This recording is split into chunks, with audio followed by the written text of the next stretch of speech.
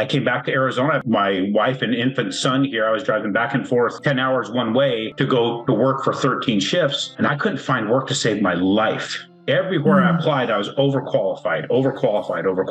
And then it got to a point where we were so broke that my wife gave me a coupon for free diapers as I'm walking out the door to go apply for a $10 an hour truck driving job to haul landscape rock. And I got there, and again, I got the exact same response. This BS word, overqualified. And I didn't understand, how can you be overqualified for something? You're either good at it or you're not. You can either do the job or you can't. I didn't understand it. So as I'm leaving there, wife in tears, I get in my truck, I started up to drive away, and I've got my coupon to go to the store and get those diapers. My gas light comes on in my truck. And I'd not driven that truck very far on a gas light to know how far you can get. So I found the closest grocery store that had a gas station on the corner. So I pulled up to a pump, I had a debit card. That's all I had. I said a quick prayer, I swiped my debit card, and I got a decline for having an overdrawn account.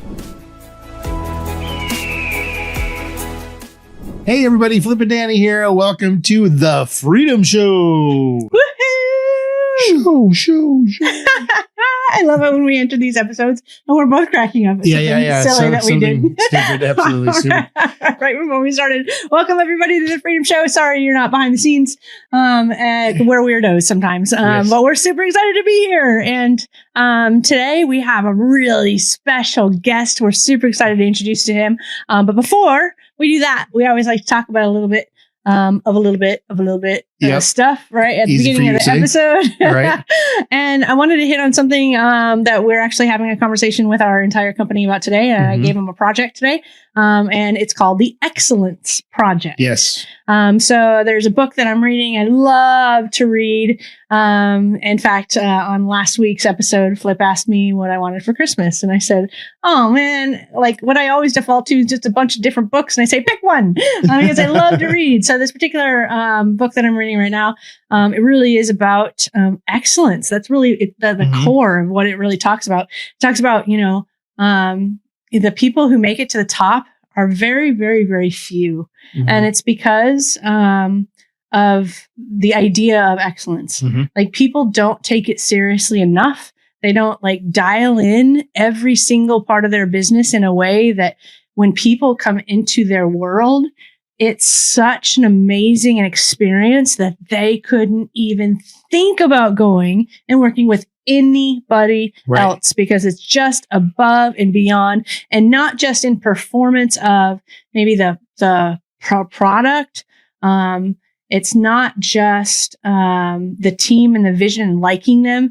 It's the combination of their communication.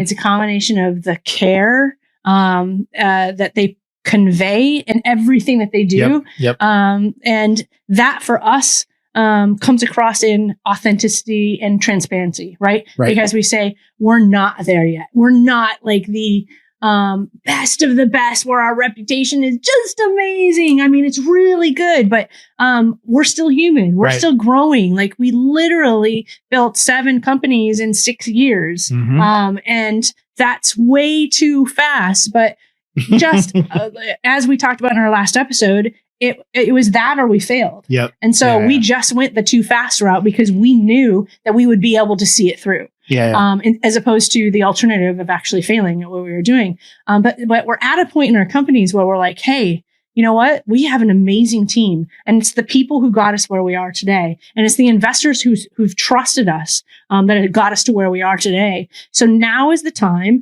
to have a book like that says, you are right now at this time on your pursuit of excellence. This is the time. I told him 2024 is going to be our benchmark year. And so the project was, you tell him about the project. Oh, no. I'm still working on my project. He is actually. He sent me a draft of it.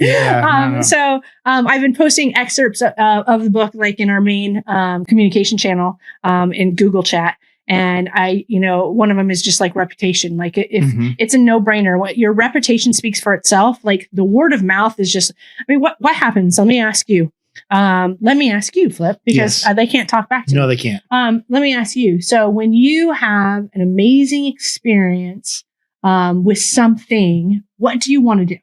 Tell everybody. Exactly. Yep. So that's really what this book is about these stories about restaurant owners or, experiences that people go in and they're like, oh my gosh. And once they experience it, they don't want to work with anybody else. Once they experience it, they're telling their family, they're telling their friends. And we've experienced that. Yeah. We've experienced our investors saying, my dad's investing with you. My sister's investing with you. Yep. My friends, investing with you. We just got Steve messaged us today in Google Chat, just going, "Hey, one of our guys that just is working with us for like maybe only 2 months. He's like, he just referred somebody that he knows to come work with us." And it's really a proud moment when your team is bringing people in because your team sees behind the scenes, right? That we get to see. Well, we go, shoot, man, we screwed that up. We got to go fix it. Yep. They get to see all the mistakes that we're making, every single one of them. And if they're still saying, I love this company, I stand behind this company, and I'm inviting other people to get to know this company, bam, that's just incredible. So Excellence Project was me going into Google chat and saying, hey, here's another excerpt of this book this morning. I want everybody to take on this project. And this project is for you to from your perspective, whether that's in your seat, so if you're an admin person or a maintenance technician or whatever it is, from your seat, you tell me from your perspective, how can we create excellence in your role or in something you see within your company or something that you see across the entire family of companies? How can we create excellence in 2024? I just wanted every single person's perspective. And there we have, I believe, 65 team members. And so I literally kind of put it on the line. And I number one, gave an example. I said, I'm the CEO. Right. And then I wrote like 5 or 6 lines about what I felt I could be doing better, how I could provide excellence to the team and the company and to our investors. And then I even gave myself a deadline. And I said, and I can do this prior to our annual planning meeting so that I'm setting up ourselves for success here in 2024. And I said, so there's an example of how to write this. It'll take less than 15 minutes. So everybody send me an email. You have to send it to me by Friday, 9 a.m. Right. And if it's not there by 9 a.m., one of our assistants is going to be checking off everybody who sends it and compiling all the notes on a document. And if you don't have it there by 9 a.m., it tells me a story. It tells me that you don't prioritize the company and our investors' experience, that you couldn't take 15 minutes out of your day to say, here's where I see I can be more excellent, or my company that I work with can be more excellent, or the family of companies can be more excellent. Here's where I see from my seat that we can improve. And I don't usually do that. I'm so overly nice most of the time, but you get me like in a I don't know, a mood or something. I'm just like, no. And for me right now, it's like, I want to take it to the next level. Yep. I am so freaking excited about taking it to the next level. I cannot even tell you. And so I'm just like, hey, you get it, or you're not the right fit. We got to sit down. If you don't get it to us by 9 a.m., then you're just not somebody that's good fit for our family of companies. And I've started to see responses roll in, and funny that, not only are people, and the people that I think are going to do it, they're doing it very quickly. Yeah. They're also saying, wow, that post was inspiring. That it was authentic. It was real and raw. Somebody else had mentioned, I work with this company because of the pursuit of excellence. One of the things I learned from this company is communication and how important it is to have quick communication back and forth, because it really shows how much we care about our investors, that we have prompt communication and that we're taking care of them. And I was just like, oh, wow. And there was something in a couple of them that was very much like, they appreciated the fact that, hey, you were drawing a line in the sand that, hey, we do want to work with other people that care. Because it stinks for A players to have to work with B players. Right. It stinks for A players, especially to work with C players. We're just like, kick them out. You don't deserve to be here. Like, we're on a mission and we want to achieve it. So I was just super excited about that project. I wanted to mention it today because I think it's something that everybody should do in their life. One of the people actually even said, here's what I'm doing on a personal basis. Here's what I'm doing in 2024 to pursue excellence. And they defined excellence at the very beginning of the email. Like, this is what excellence means. This is what I'm doing. And I was like, man, I love our team. Okay, so I've been ranting and raving. So no, I mean, I'm still working on mine, but ChatGPT went down. And so I couldn't finish before this recording. You're such a cheater. Hey, ChatGPT, how do I achieve excellence? Thank you. Oh my gosh, AI! It's just ruining our brains. It's doing all the work for us. It's just crazy. Half the words I don't even know what they mean. Okay, well, Flip is not pursuing excellence in his efforts to actually write me this email. I am too. I'm using my resources. Are you kidding me? So, guys, we are super, super excited. Do you want to intro this guy? Like, I know we intro him in the actual episode. Yeah, we talked about it at the beginning. But what's funny is that we got to know him from our mastermind. Yeah. And we talk about this and you'll hear in the recording, but we got to know him in the mastermind. I mean, this guy's he's gold. Yeah. But I mean, he's cool. He's like in a crowded room. I want to go hang out with him because I bet you the stories he's telling are going to be way more colorful than anyone else in the room. Oh, that's 100% true. And that's not just because of his vocabulary, just his. For me, he's a real deal. Oh yeah, like you don't get he's just real. Yeah, no, and I love it. And then we found out what he did. Yeah, and we're like, oh my gosh, we have to work with you. And then we tell the team about him. Oh my gosh, we know this guy. His name's Aaron Chapman. And Tiffany, our transaction coordinator, goes, oh yeah, we've been working with Aaron for years. I'm like, are you kidding me? We actually go into that story a little bit in the very beginning and tell you why that story was actually really important. And Aaron hit the nail on the head. So. We are going to go ahead and roll right into that episode. We hope you enjoy this show.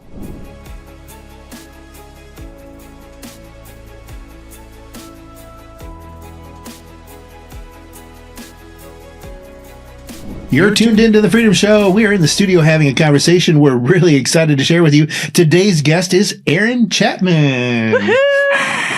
We're so excited to have you here. But before we dive in, we are going to let Flip introduce you to our audience. Aaron Chapman is a veteran in the finance industry with 25 years of experience helping clients better understand, source, and finance cash flow positive investment properties. He advises over 100 clients a month in the acquisition and financing of their investment properties and primary residences, and we're one of them. Aaron is ranked in the top 1% of mortgage loan originators in the country in an industry of over 1 million loan originators closing in excess of 100 transactions per month. Aaron was ranked number 7 of the 1 million plus for the number of transactions closed in 2022. Welcome to the show.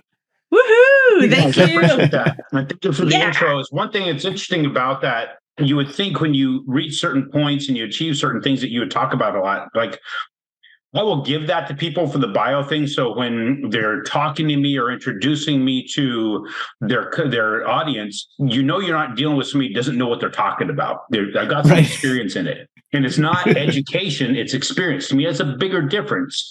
There's a lot of people that are very, very educated that's got a lot of degrees on theory and speculation, but they don't have the experience on how it really, really works in the real world when you apply a theory. I didn't have any theories to apply. I just got in the industry, and man, you learn a lot when you're just taking a fist right to the face every single day. That's right. Yes. We love it. And we created the Freedom Show as the first podcast. It's season 2 of our podcast, and it's the first time we're bringing on guests. So Aaron is actually part of our network, and that's what we've told everybody is that we're bringing on our network. This isn't people that we don't know. This is people that we actually have experience with, we work with, we're in masterminds with, we know, like, and trust, and we're introducing them to you. And so what I wanted to say was something funny that we talked about right before we started recording was, Aaron, we started getting to know you through the Power Room, a mastermind that we're in together. And I was so super excited after you spoke on stage. And I said, man, I want to share this with our team. Aaron, can you come and, do a virtual meeting with our team? I'm going to get, some of the most important people in there so that they can listen to what you have to say and be able to share it with our audience. And as soon as I told the team that day that you agreed to do it and we were going to set up a time, Tiffany, our transaction coordinator, goes, dude, I know Aaron. We've been working with him for a while now. He's awesome. I love him. It was so funny. That's one of the greatest compliments in the world, honestly, is when somebody's like, I already know who that person is, and I'm already on board.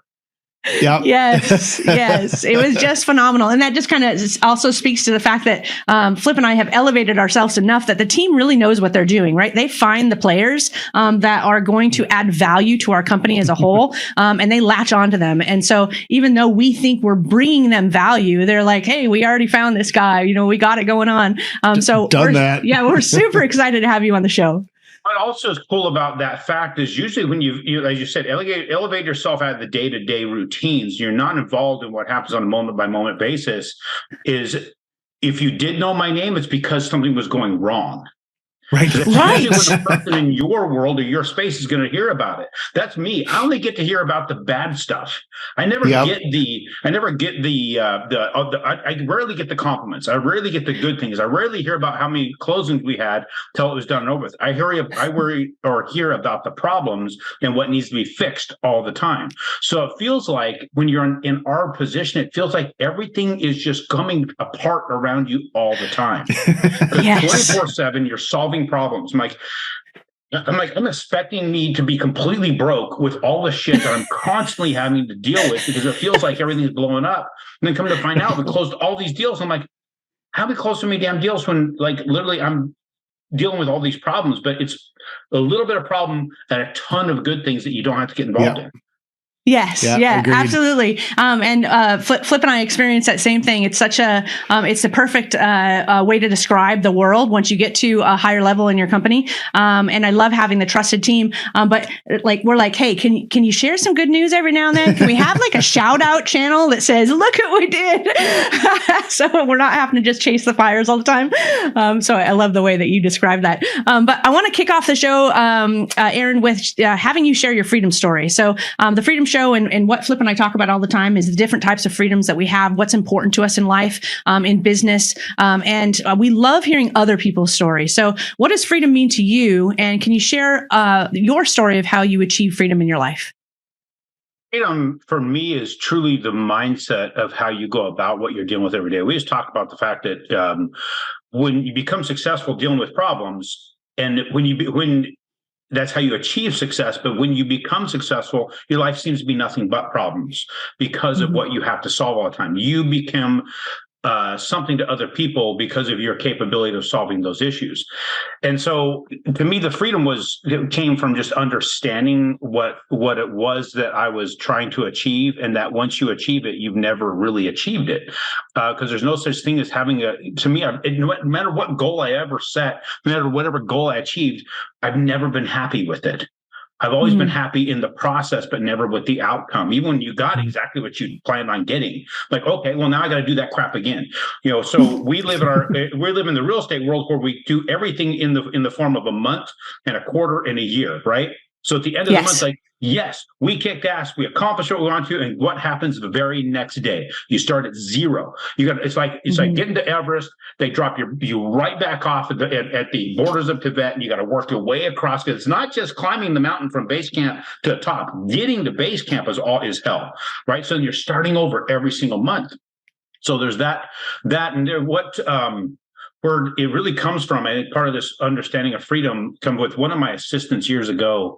She said to me, she goes, "Boss, life is hard. I need the cheat code." I'm like, you just figured out the cheat code. She goes, "What's that?" I said, that life is hard. I said, the second a person understands what you have in front of you and how difficult it's going to be, you literally can start moving instead of sitting there thinking, man, something's not working right. It's the people that think that there's a cheat code. It's the people that think that somebody got ahead because they had something special about them, or they had this leg up, or somebody gave them something. Those are the guys who are really, really miserable and don't have freedom. The person that realizes that life is going to be tough and it's going to beat on you, it's going to crush you, it's going to smash you, but you can still get back up. Those are the people who actually achieve the understanding of freedom, which is the ability to just continue to keep moving in the face of adversity. Yes, that is so very powerful, and something I think that doesn't get talked about a lot. So I'm really glad that you hit on that subject. So many people think that it's an overnight success because they hear the great stories. They hear about all the successes, but they're not in the day-to-day mud of what we deal with and what we have to go through. And if you embrace that, just like you said, then there's satisfaction of going through it every single day. This is reality. This is what we do, and this is what I'm good at. I'm good at solving problems. problems. And that's why I'm successful. So that is very, very powerful. So on your freedom story, like it wasn't an overnight success, right? For you to get where you are today. So where did you start, and tell us a little bit about how you got to where you are? In the bio, you guys said I was ranked number 7 in the United States last year of over 1 million people that do the type of work that I do. That's number 7 in just in the industry as a whole, and number 1 in my space, which is focusing on helping real estate investors almost exclusively. We still do all the other stuff, as you mentioned, owner-occupied stuff, whatever, but we really, really focus on the real estate investor because that's the hardest thing to do. If I achieve number 7 in the entire industry and number 1 in my space in year 25. So that's not an overnight success. That's 25 years of this. Then you go back before that. I got to take it all the way back to high school. I was working in the on a cattle ranch. My family had a cattle ranch, and that's what was my first real. I mean, my exposure to work was day one. I think my parents didn't even let me sit there as an infant. I mean, it's like you got to do dishes or something, right? We learned as kids, never let your parents find you sitting, because they will find something for you to do. So if you're going to sit, you better be hiding. And that was how we went about life. And then you did the cattle ranching, and there was never any sitting. You was constantly working. And you start to understand business, the actual simplest business plan in the world, which is planting crops and harvesting crops and taking care of the crops, that kind of thing. So that's where that started. And I realized when I was in high school, it's like I felt like there's something more to do with my life. So I tried the college courses in my senior year, and I hated that crap. In fact, I was really good at picking locks, and that's how I was able to engineer the C that I got all through high school so I could graduate, because I couldn't stand doing the schoolwork. I figured out how to get people their tests. I figured out how to take those tests. I figured out how to trade that for homework and for attendance, because I was hunting, I was four-wheeling, and I was snowboarding more than I was doing anything else when it came to high school. So then I was able to engineer getting out of high school halfway through my senior year, and I went to work in the oil fields of Wyoming. And then from there, I went to work running heavy equipment and driving truck. And I ended up in the mines of northern New Mexico in 1997. And that was the greatest job I ever had. It was amazing. Absolutely loved that job. But they shut down the project. So then miners typically they're like military guys. They always go to the next mine. Everybody's moving around to the next place. And I came back to Arizona. I have my wife and infant son here. I was driving back and forth 10 hours one way to go to work for 13 shifts. And I couldn't find work to save my life. Everywhere I applied, I was overqualified. And then it got to a point where we were so broke that my wife gave me a coupon for free diapers as I'm walking out the door to go apply for a $10 an hour truck driving job to haul landscape rock. And I got there, and again, I got the exact same response, this BS word, overqualified. And I didn't understand, how can you be overqualified for something? You're either good at it, you're not. You can either do the job or you can't. I didn't understand it. So as I'm leaving there, wiping tears, I get in my truck, I started up to drive away, and I've got my coupon to go to the store and get those diapers. My gas light comes on in my truck. And I'd not driven that truck very far on a gas light to know how far you can get. So I found the closest grocery store that had a gas station on the corner. So I pulled up to a pump. I had a debit card. That's all I had. I said a quick prayer. I swiped my debit card, and I got a decline for having an overdrawn account. So I rummaged through my truck hoping to find a lost dollar. I found some coins. I locked the doors, and I started walking that parking lot. And what seemed like a couple of hours had passed, I collected enough change to get 2 gallons of gas. Now, this is 1997, right? Gas is 80 some odd cents a gallon, way different than what we're paying now. And people still carry change. So I had the ability to get enough of it to exchange that time for that gas. I went inside. I found those diapers. I stood in line with that one item to go check out with a damn coupon. It seemed like another punch to the face. And as I'm walking out with my head down, avoiding all eye contact, I heard my name being called. And I turned to see a guy that I used to work with when I was running heavy equipment. He ran the office. I was one of the guys who ran one of the crews. He asked me how things were. I explained a little bit of what I just explained to you guys, but I glazed off it really, really quickly because I didn't want to share where I was at. I was embarrassed. He said, let's go to dinner. I told him, dude, I can't afford dinner. He goes, no, I got a gift certificate to Red Lobster from a client. I'm like, okay, cool. So my wife and I met him for dinner. And that's where he shared with me that he was in the mortgage industry. He slid me a business card for a broker shop, and he connected me with his branch manager. So I called those guys to see if I could at least check this out. I had no idea what this was. The only thing I knew about mortgages was the old man, the old lady losing their farm to this thing called a mortgage. So it was very, very negative in my mind. And that was the things that you watched on TV, right? The old black and white movies. So I shaved, I cut a foot off of my hair. My mom bought me some business-like clothes, and I went in and interviewed, and they started me as a telemarketer in 1997. And let me just tell you, there's no more miserable place in the freaking world to start in any industry than as a telemarketer. That freaking sucked. But I got to understand the language, right? So that was a beating in itself. I was learning the language and talking to people, and I convinced them after I generated 10 leads, I'm like, can I work a couple of these leads? So then they introduced me to another loan originator, say, hey, okay, he'll train you on your first 10 deals. And I went through that. And then, it took me, I was able to get a job driving truck to Sacramento and back, and then try and work in the office 3 days a week. And that was miserable. I quit that. Driving a truck to through California every week there's nothing worse in the world except telemarketing. I think that's worse. And then I got another job. I was able to get hired on with a company that I was digging swimming pools for. I get up every day at 3 a.m., be at the yard by 4, be back by noon, be in my office by 2, every day for an entire year, sleeping 4 hours a night until the rates dropped below 7% in 1998. And I was able to actually replace that income with enough deals coming in, prayerfully considered leaving the second job and just doing the one. And I've never looked back since. And it's been brutal. It's been a brutal battle. You got all that. You got the crash of 2008. You got the cycles. Got all these beatings that have happened in my world. And it was honestly, if I didn't have that negative of an experience, and if I could find a job that was going to keep me in that world that I was in as a heavy equipment operator or a truck driver, I'd probably still be doing that. But I needed people to make my life that miserable to the point that I was walking a parking lot. And not just walking a parking lot, but the timing had to be perfect. If I picked up too many coins too quickly, I would have gotten that gas too early and I would not have seen Keith. If I didn't find coins fast enough and it took me longer time, I would not have seen Keith. The timing was absolutely perfect. And so when I look on that prayer that I said to get my debit card to go through, the decline at first felt like the prayer was unanswered, but in reality, it was the greatest answer I could have ever gotten. Yep. Yes. Fate, destiny. I don't know how many words we could think of to relate to that story, but wow. Yes, divine intervention. That's right.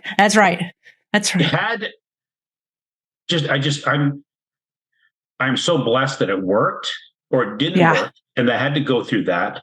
And the beating that came after that, again, just because God steps in, and I'm going to say that again, there's going to be comments. People can tell me there's no such things. I don't give a damn what you have to say. I know where I was at and what I was dealing with at that time, because God stepped in. He didn't literally just drop $10 million in my account. No, he said, there's $2 out there. Go get that $2.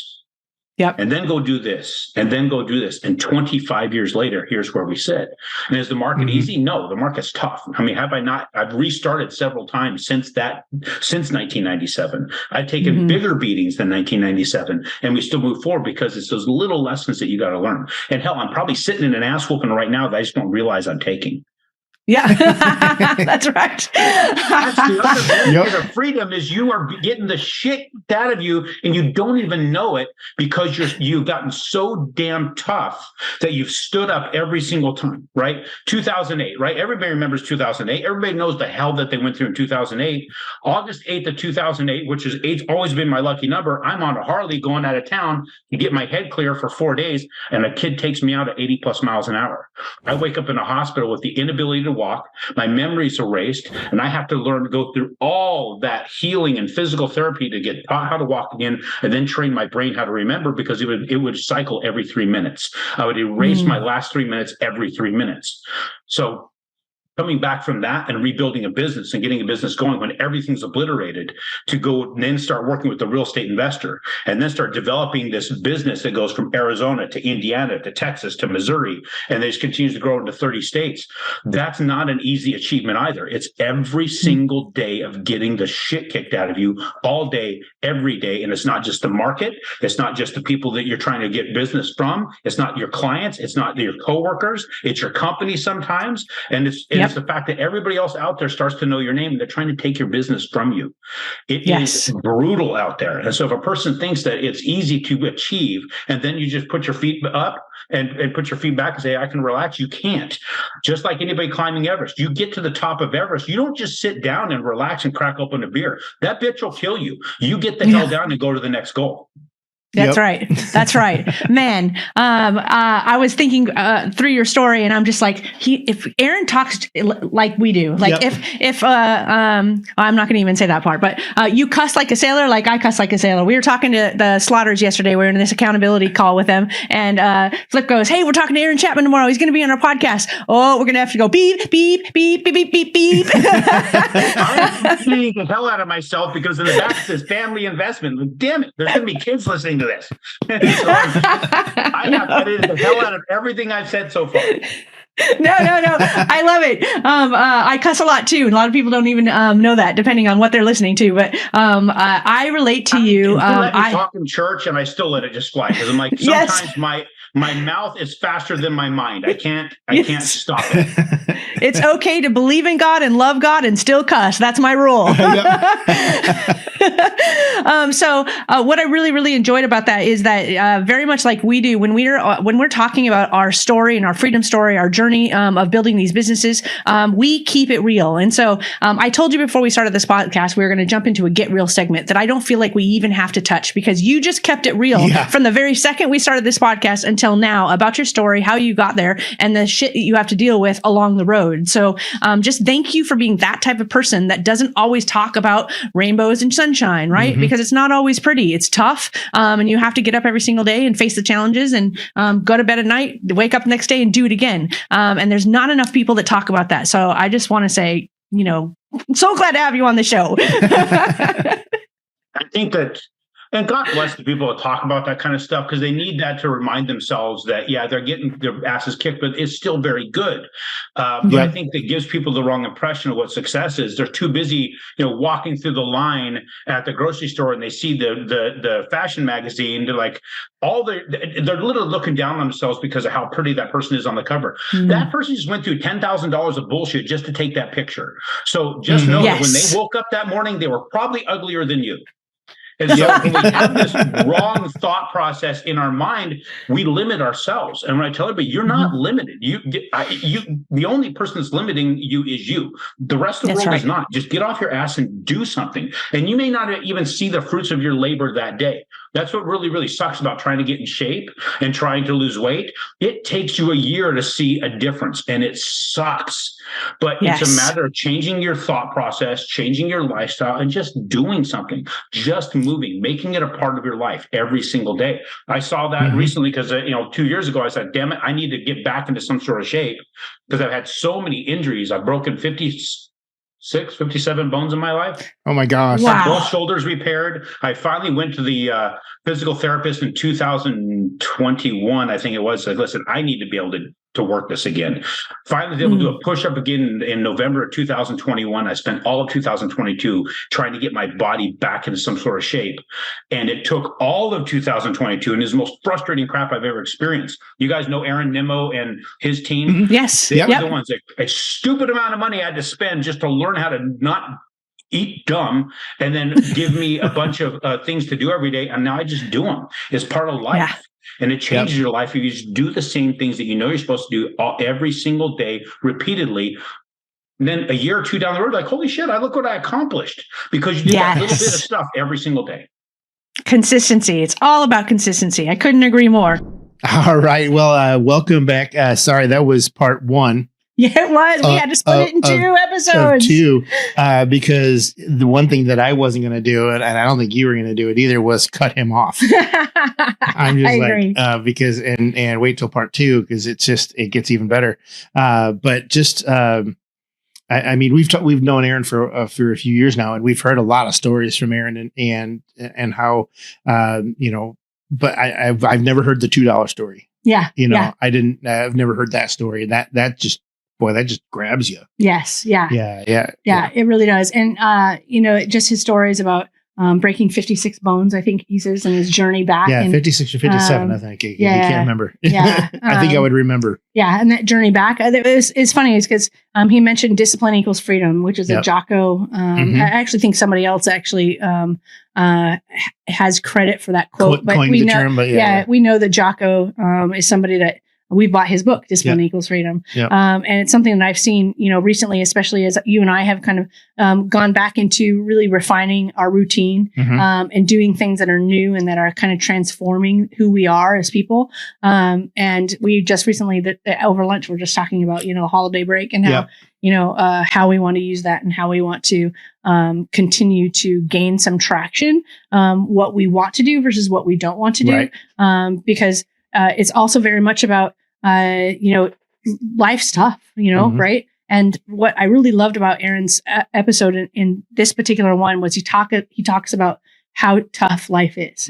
And if you just embrace the fact that life is tough, like life's hard, there's struggle, there's suffering, there's challenges. There's also fun, there's joy, there's freedom, there's happiness. It's so fantastic, but you never get over, it never gets to the point where you don't have challenges. You never get over the fact that there's going to be suffering, and there's going to be trials and tribulations. And if you just embrace the fact that that's what you wake up to every day, what you wake up and have to deal with every single day, if you just embrace the fact that you also woke up today, right? And you have the privilege to be somebody who is solving problems, who is getting to embrace those challenges that are coming your way, the suffering, and you're getting to do something that maybe other people don't have the opportunity to. Something you and I say a lot is, gosh, I'd rather be having all of these struggles with 7 companies than be starting from the beginning all over again. The problems get bigger as you grow. So I'd rather have our huge, freaking massive problems than to be back at the very, very, very beginning. And so Aaron talks about, discipline equals freedom and his story of,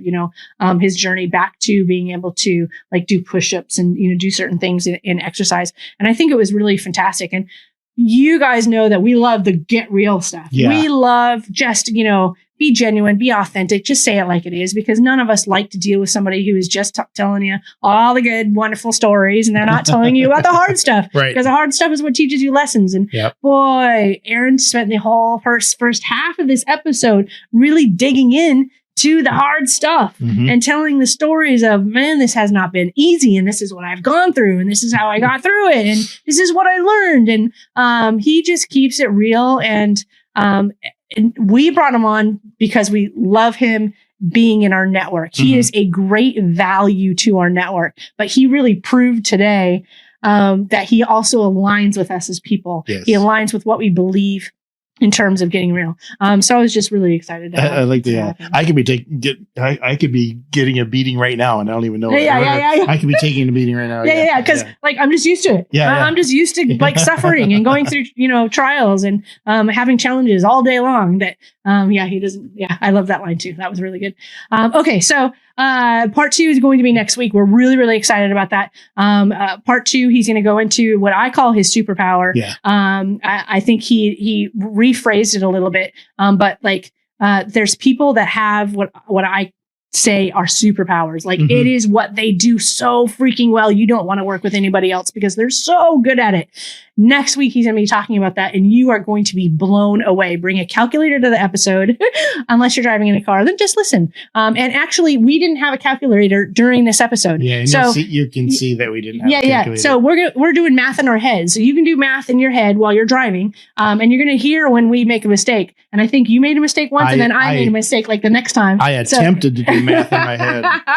So it's a really fun episode. It's so incredibly educational and powerful. He really goes into why you should not be sitting on your hands right now, right? In real estate, and why it's so important to be taking action. He gives you his cell phone number, and you're going to love it. It's so exciting. So, but before we go, we just want to remind you that we have the Cottonwood syndication. It's a townhomes in Menor, Ohio. We are just finishing up this raise. This is the last chance to capture tax advantages for the year of 2023.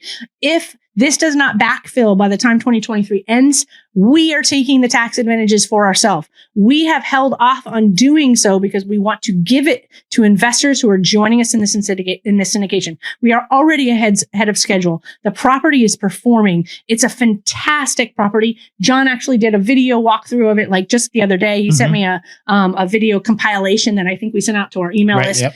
It is a 506c. You have to be an accredited investor to get in. There are very few spots left. Again, the tax advantages, when you take advantage of these things, this is the 1% of the 1%, and this is how they get wealthy. They know how to reduce their tax burden so that they can add to their wealth and the growth of their portfolio by simply legally not paying taxes. So we have the opportunity for you for bonus depreciation. This is the last chance for 2023 where you get 80%. Next year, it goes to 60%. So every single year, you're getting less and less of your bonus depreciation. So I would jump on the phone, go to chatwithfreedom.com, jump on the phone with CJ or Ben, ask them about it, get those funds in there. We already have a couple people that we've been talking to that we said, call your CPA and ask them what your tax burden is. Ask them how much this is going to affect and reduce your tax burden, and then jump in, because once it's full, it's full. And if we don't fill it by the end of 2023, then hello, Flip and Dani and the family of companies, we're going to take on the tax benefits ourselves, which we don't mind doing, but we would rather give them to you. That's why we're here, to be able to help us all win together. So again, thanks for being here. Thanks for listening to this podcast. Aaron is freaking awesome, and we're excited to have him next week again for part dos. All right, everybody, we are going to see you next Wednesday.